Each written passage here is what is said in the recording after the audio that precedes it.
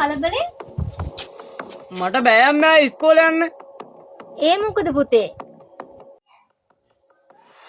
ළමයි මට මීහරක කියලා නම් හදනවා. ඒ මොකද පුතේ? මයි පුතාට එහෙම කියන්නේ? අම්මේ මිස් අංගේ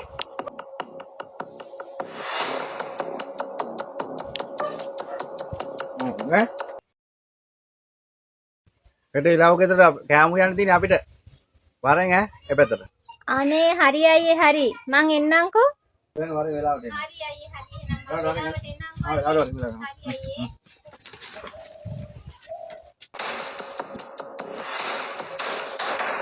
මොකද මයි පුතේ මේ හැංගිලා?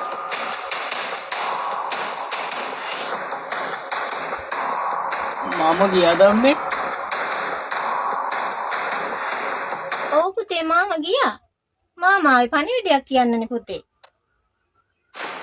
මට අද ගණන් පද්දියේ ගානක් හදාගන්න බැරිව ගියා.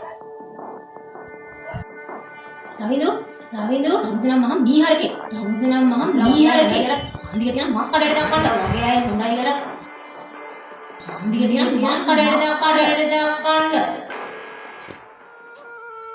අම්මේ මං හිතුවේ මස් කඩේ මාමායි මා අරන් යන්න කියලා. අනේ මගේ පුතේ.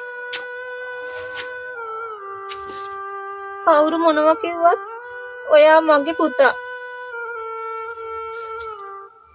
ගානක් කරදුනා කියලා ළමයෙකුට එහෙම කියන්න පුළුවන්ද?